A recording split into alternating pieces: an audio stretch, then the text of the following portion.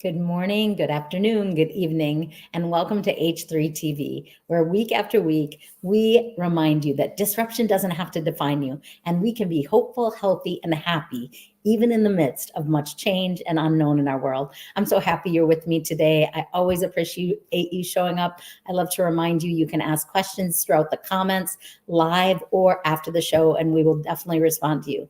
But before we jump into our show today, I just want to give a huge thank you to those of you that have supported my new business that only started a week ago, and we have sold 61 Pineapple Principle packs. And for every 3 we sell, we donate one to women in transition. And it is a pack of comfort and love, recognition, appreciation, and support as we journey through life. Pineapples, bags, and blankets, and books, and bottles to help support you and to spread love all over the world. The feedback has been amazing. Please help me hit 100 sales by the end of July. I appreciate you, and I appreciate your support on my P3 pineapple packages, my newest product this year. All right, today, please help me welcome to the stage Marjorie. Hi, Marjorie. Thanks for being with me today. Oh, Annie, what a pleasure. It's been a really long day, and this is a great way to start the evening and end a wonderful day. Awesome. Well, tell us who you are, where you live, and what you do.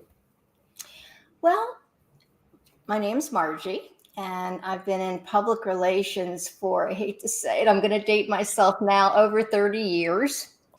And I live in Israel and the United States. I'm the mother of 3 grown children, boy, girl, 27, 24, 19. And I recently had a shift, a transition, a reinvention that was kind of sent by the universe, if I can put it that way, because I was having a conversation with my older daughter, literally where I'm sitting right now. She was here and it's an L-shaped couch. I'm in my living room. Welcome to my living room. And I was over there, and we were talking about visions and missions. And she said, Mom, you made mistakes, but overall, I think you got it right. I think you should help the next generation of working moms figure out this work-family balance thing, because my friends are concerned they can't pull it off. And I told them, you've been doing it for 25 years. So of course they can. So this is what I think you should do. And after I got over the shock, Annie, of this endorsement, because frankly speaking, I really wasn't expecting it, like all moms, we don't always get it right. And there's, tips and all sorts of stuff over the years. Yeah. So I was really quite excited about that. And I thought to myself, what is it that I had gotten right? Mm. And when I look back, I understood that I had unintentionally used my public relations executive skills to raise my kids, and it had worked. Wow. So I thought, all right, I'm going to try to pay this forward, because if we can teach our kids to be more confident, resilient, and have some level of success, and by doing this, encourage them to have a very nice level of self-love, then perhaps they'll pay that forward to their own kids and future generations. And the net result would be a kinder, more respectful world, the kind that we all like to live in, but that doesn't exactly exist right now. Yeah. But we're getting there, because people like you and me have a passion for getting us there. So what I like to always have my guests share is something of your own disruption, some storm, something you've gone through in your life. So is there a time, it can be professional or personal, of some season where you were things were challenging, whether it was in your work or in your personal life? It all kind of happens at the same time, don't you think? When it rains, it pours, right? Yes, and if it doesn't wait for one to heal before the next one comes, for sure. Yes. Exactly. So my husband had unexpectedly collapsed on a Saturday morning, and the crashing sound was a noise I had absolutely never heard before. I didn't know what it was. So for me to get up at 7:30 on a Saturday morning and be wide awake, something really happened. And when I found him, he was laying on the floor and he was bleeding. Anyway, long story short, I had a crisis on my hands. I didn't freak out. I didn't even feel any adrenaline. I just kind of went into PR crisis mode, because that's what I do. That's what we all do. That's what we should do, which is assess the situation, decide on strategy and next steps, and then implement on your own if you can. And if not, then you get the help of your team. At the office, it's your colleagues. At home, it's your kids or whoever happens to be around. And that's kind of what we did. I had my kids were around, and they were extremely helpful. And then it was a whole story of. Did your husband have a heart attack, or did he pass away, or? No, thank God he's okay. Thank the universe. Thank whatever entity you want to thank. It all worked out in the end. It turned out to be a double embolism. Okay. And because the way he crashed, he ricocheted his spinal cord and had issues with the spinal cord. We didn't know for 5 days if he could walk again. So it was quite a bit to the ICU. And this was around a month before COVID hit. And within a month, everything changed for the world. If you remember when COVID started, nobody knew what was what, how to go about it, how much distance, and we're still trying to kind of learning about all that stuff now. And at that time, I lost my one major client. So here I was with a sick husband, kids at home, now unemployed, if you will, because I didn't have any clients at the time, because I had put all my eggs in one basket, which was a really good lesson for me, not to put all my eggs in any one basket. Or for all of us, a great lesson. Don't be 100% dependent on one client. Good to have a backup plan, or 2 or 3.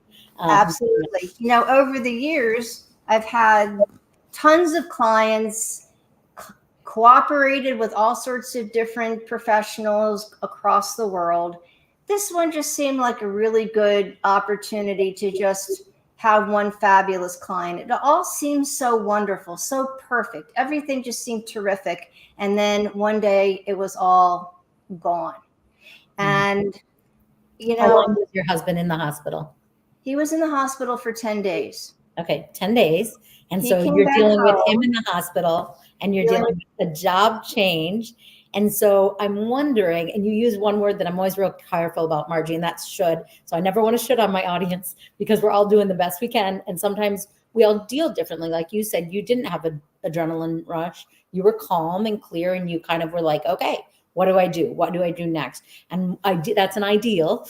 We love that situation, but not everybody. Sometimes we go into shock or sadness or just stillness of inability to move, or just shutting down for some people. So I love that first, you were calm. That is a gift you have that not everybody has, and we don't want to should anybody. Second, you have an amazing support system. It sounds like you have an incredible relationship with your children, which in and of itself is an enormous success. I often have people reach out and say their adult children don't talk to them, and how do I maintain a relationship with mine? And so I think that's really a gift, a beautiful gift you have.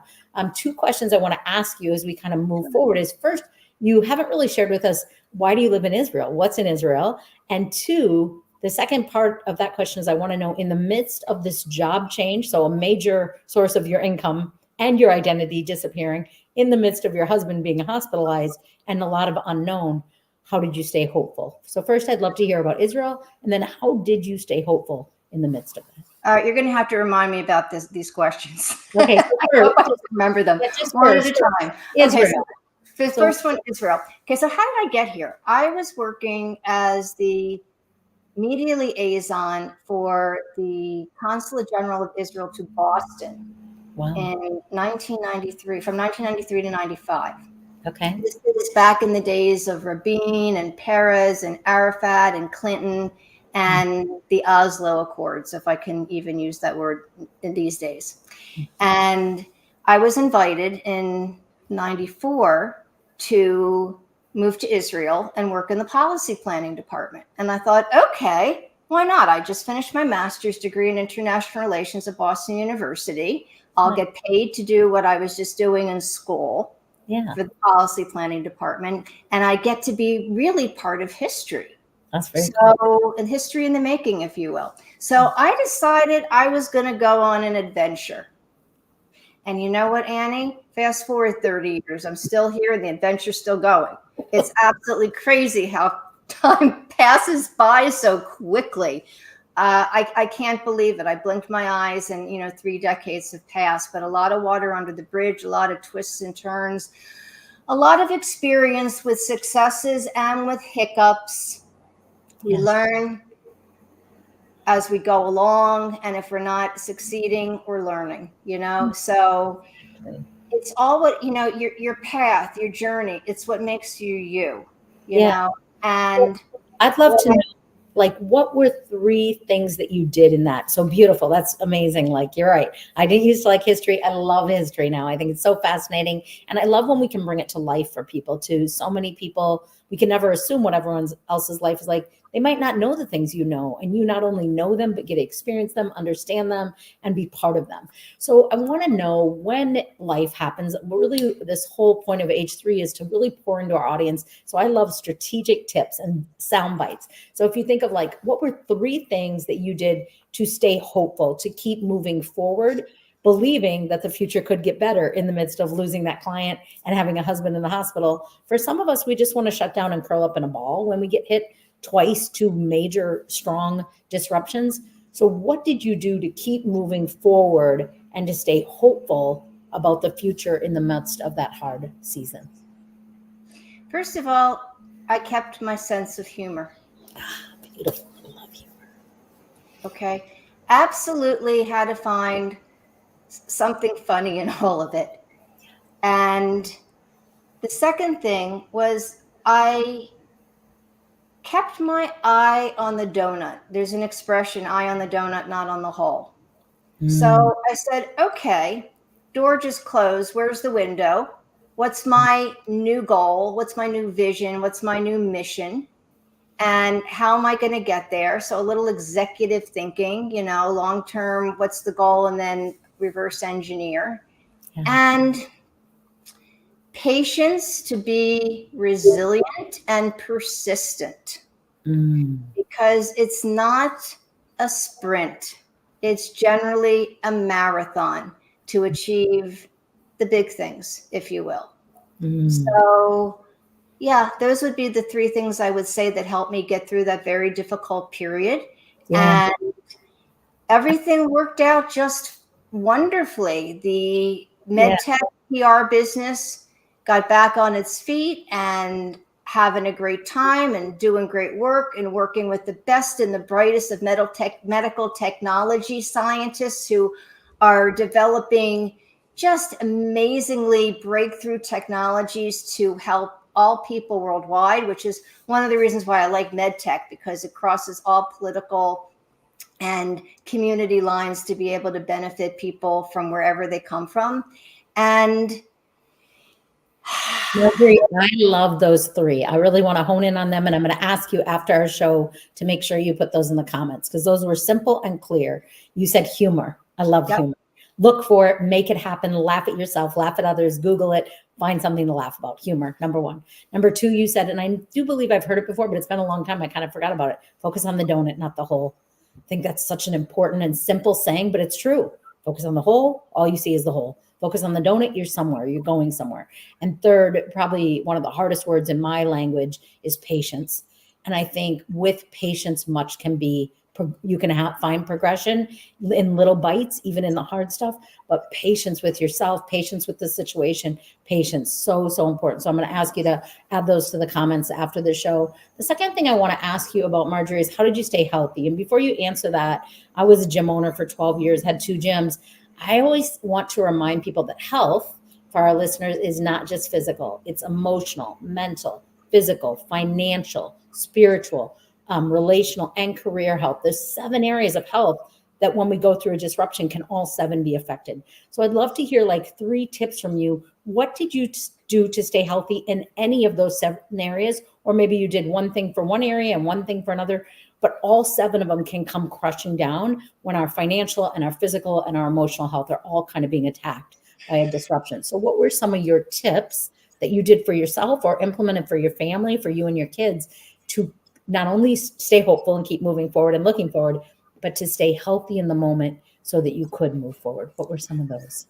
I think the number one thing that I did, both for my physical and my emotional health, is whenever I got stuck or I was feeling lousy or sad or any kind of less than happy emotion, and I needed to jolt myself out of it, I jam out, Annie. I turn on my music and I rock out. The Beautiful. living room, outside, on a walk, it doesn't really matter. Music, for some reason, is like the key for me. And it's something that I use, interestingly enough, talking about PR practices in daily life. I media train with music. When I prep a client for an interview or presentation, we always rock out. Well, maybe we don't rock out. Some of them like a chill kind of music. Everyone has their preferences. But whatever their choice of music is, we sway or we rock or we jam, and it clears your mind. You're just listening to the music, you're enjoying the words, you're moving your body, so it's healthy, because anytime, music, movement is medicine. That's one of my friends always says that. So if you're moving, it's good for your body. And it's also good for your mind, because it's like a sorbet. And then you can get on to the next thing, whether it's a writer's block, whether you're just having a crap day, whether you don't know how to handle something at home. The music, because you're giving your mind a chance to rest and enjoy something else in a happy way, you'll find, interestingly enough, that you might actually come with an idea to problem solve. Yeah, I love it. I love music. I do also say, I talk to people about what's in their medicine cabinet, and the two key ingredients to my medicine cabinet are movement and music. And I say it's such a drug for goodness and health. And when you are moving your body and you're listening to music, whatever kind of music, it just makes you feel better. You could be having the worst day, but get moving and get that. And you're also, you use the word stuck. And I think that's what sometimes why we get still and stay in stress and shock and sadness and let our disruptions define us is we're stuck. But when we just start moving, even if we don't feel like it, move a little more, listen to some music, get a little, like you just get this momentum and you get motivated and this energy around that. So do you have a particular genre of music that you like? Come on, I'm an 80s girl. Of course. When music was like really cool. Yes, I like the 70s and 80s roundup. There's some nice stuff going on now as well. Yes. I'm kind of equal opportunity, but if you ask my family, they'll tell you I'm still stuck in the 80s when it comes to the music. I love it. Me too. My family stuck in the 80s, stuck in the big hair. I'm like, the bigger, the better. They're like, Mom, straight is in. I'm like, no, not for me. I'm like, I like the 80s. And you could sing along and you knew the words. Like now I'm like, I don't know. I don't know what you're saying. Why do you need to swear? There's just a lot of things. And I like all music, but I prefer to avoid swear words whenever possible. So I just don't need them in my life. Is there any other tip? So you've got music and the swing. I also love that you not only recognize, Marjorie, which is one of my next things I want to ask you about, but is this works for you, this helped you in a disruption, but you also use it with your clients to help them get unstuck in their writing block, to prepare for a presentation or a pitch or going out there and being on TV or radio, whatever it is that you recognize. And I think these simple things that are so natural for some of us, I've learned one of my biggest lessons is don't ever assume. Don't assume people understand what you're saying. I have the same story as you or whatever, is that this is something that you and I can relate on. Some people might be like, oh my gosh, I got to turn on the music. I'm so busy watching negative news that I'm depressed every day. Turn that off. Turn the music up and move around your house. Dance like nobody's watching, because nobody is most of the time. So any other tip about health you want to share with us? I think it's important what you put in your body. If you drink a certain thing or you eat a certain thing, be conscious that it's going to have an impact on your disposition, on your energy level, going up or down, how quickly it goes up and go down. And let me tell you something. I love sweets. Okay. People say, what's your favorite sweet? My answer is I'm equal opportunity. But you know what? I love sweets. They don't like me so much.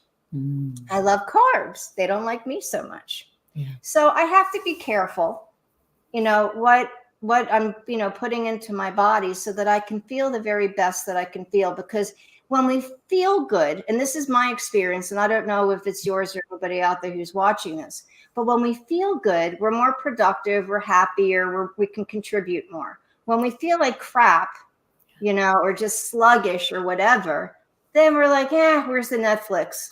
Let me just sit, right? Yeah. I think I love peanut M&Ms, and I've always kind of joked, those are my vitamins. I take peanut M&Ms. But I tell people I found this brand new food that I had no awareness of, which isn't exactly true, but I love blueberries right now. But I used to hate blueberries. They were so bitter to me. But now I'm like, I get up every morning and I'm like, I just want some blueberries. And I think it's so funny that I love them so much. And this is new, like within the last year, but it is so much different how it affects my brain. So much different about how I feel about, and you're right. When we take care of ourselves, then we're happier, and then we project that out into the world. So Marjorie, another area that I always think about is, yes, hopeful, then healthy, but then third, I think about happiness. And you already talked about humor, but in the midst of hardness, in the midst of sitting in a hospital room or getting the call or the email that says, hey, we're going to end this contract, where do you find, I know some of my listeners are sitting in some hard stuff. And so where do you find humor and happiness in the midst of the hard things we go through? Well, I'll tell you about a really nice moment that made me happy.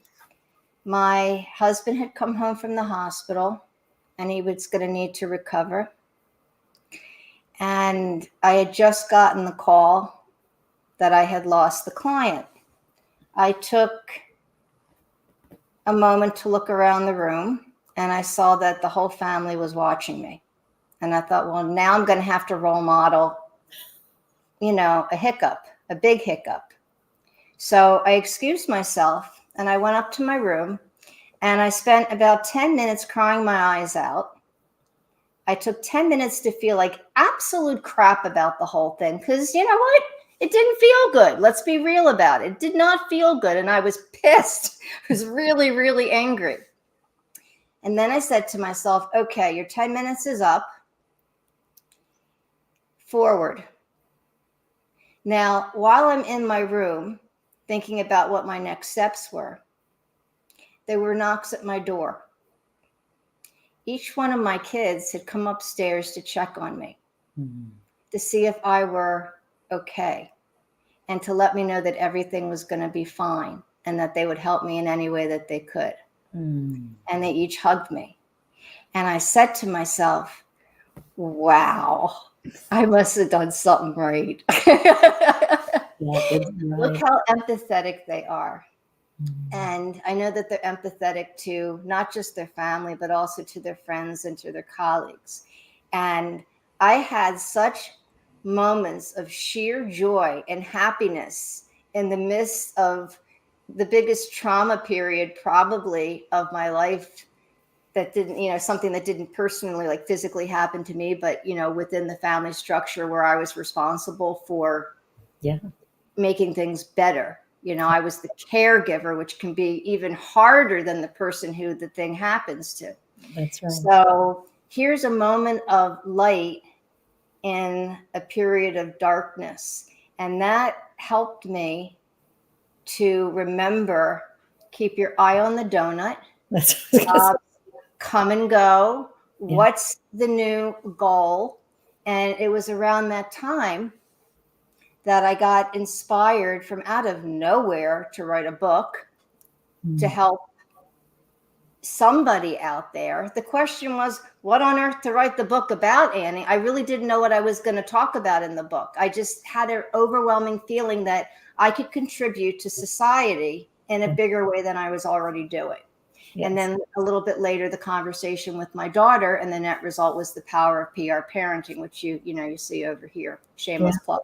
Well, I love that you said you focused on as you were telling the story, I was like, oh, she shifted her focus from the donut to the whole. What a great story. What a great example. And I was with a couple of my nephews recently, and we were having ice. It was a sunny day in California, and I was taking them out for ice cream. And I said, I don't know if anything that can make me happier than eating ice cream with you two on a summer day. Like, what could be better in the world? And one of them said to me, $10 million. And I said, actually, I don't think so. I said, money really doesn't bring joy. And I know a lot of people will say, yeah, but I'm willing to try. And that's okay. There's nothing wrong with having money and making money. but it is in the preciousness of the moments with the people that we love that by choice choose to love us back. And I always try to remind parents, because you have kids doesn't mean you have someone that loves you. You have a child, you get the privilege to love them. It is their choice to love you back. And not only did your children show empathy, but they showed just beautiful love for their mother, beautiful stopping what they were doing, yes, in an empathetic way, but also just in love of another human being, and that they have a good relationship with you. And I think that is a gift that I never take for granted. I always consider a cherished gift. And I do think money can be really nice, but I think it is the moments that we go through where somebody shows up for us that's extraordinary. That's like, I'm going to get through this. And even if I don't, I will. I'll figure it out. But right now, I got this. I got these 3 kids that are stopping in to say, hey, Mom, are you okay? Are you okay? So one thing I want to ask you, Marjorie, is is there anything you wish you would have known prior to what happened with your husband and this contract? Like what would you tell your younger self before this happened? What would you wish you had known before you went through these 2 disruptions? In terms of my husband's event, you can't assume that everyone is like you. He had said that he was dizzy. I have vertigo. I have 3 types of vertigo. So I said, all right, he was getting ready to go to the gym. He'd gone to the shower, he was getting dressed, getting ready to go with a neighbor of ours to the gym. And then he says, I'm dizzy. And I thought, well, then sit down for a second and clear your head. What's the big deal, right? Because I'm always dizzy or trying to keep my marbles in the dish, in my head because of the vertigo. And I should have taken it more seriously. Just because there's a situation that I have doesn't mean it applies to him or anybody else. I should have been more aware. I shouldn't have gone back to sleep. I should have been more tuned in. And since that happened, when somebody tells me of a symptom, I follow it through until the end now. I don't brush it off. That's number one. In terms of the job, well, like I said earlier, no more situations where all my eggs are in one basket. And by the way, it doesn't necessarily have to be where your eggs are in different baskets in the same field. Like if you have a business and you have multiple clients, or maybe you have one client, it doesn't mean you can't do something else with your skill set to create an additional line of revenue. As long as we're kind of okay, capable of doing stuff and in a good, reasonably good place emotionally and mentally and intellectually, all the possibilities exist. Even when things don't seem like they're going your way, they can just as quickly turn around and everything's fabulous again. So don't give up, keep going, and just, wait for the right time for the universe to say, now's your moment. Yeah. You said a word that I have a lot of words I'm sensitive to, partially because I speak and partially because I listen, but assume. One of the first things I really teach people that want to become professional speakers, never assume. In the beginning, I assumed, and now I don't assume. And you said assume. You said I assumed because and that's how that lens, right? It's like learning to look through your own lens and then expand it to what if they have a different story? What if and you learned it through this circumstance with your husband and with the job is don't assume they'll always be there. Don't assume it's the same as you, all those assumptions. So I love that you're just like, okay, I'm evolving. I'm paying better attention. I also love that you said something I think really important that people forget. And you said, I follow through to the end. So when somebody dies, a lot of people show up for them. Unfortunately, I've gone to more funerals in my life probably more funerals than weddings for sure. And I've gone to a lot of weddings.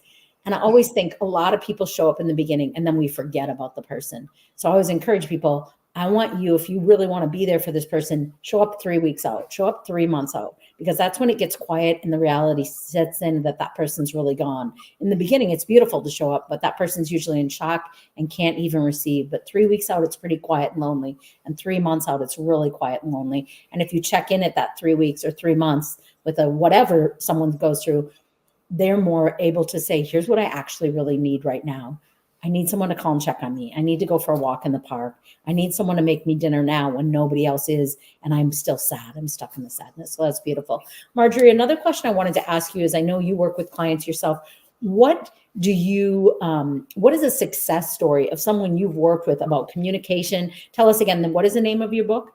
The Power of PR Parenting.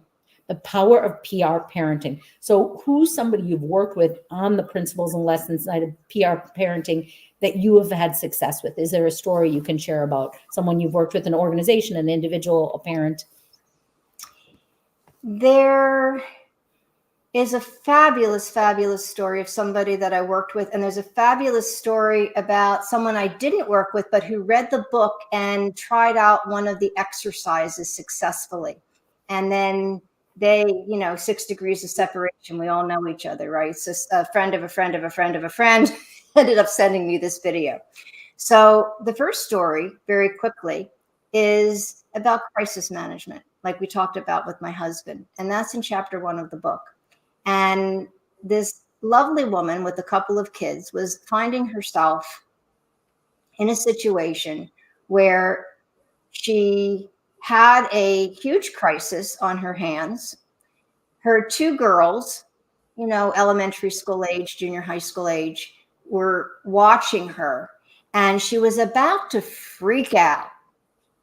And then she thought about chapter 1. And she thought to herself, Margie didn't freak out. I'm not going to freak out either. There is a solution to this problem. Let's see. Assess the situation, devise strategy and tactics. I can do this with my own skill set. And she called me back and she said, I fixed the problem in 3 minutes without freaking out. I was so excited for her. Well done. I mean, really, really well done.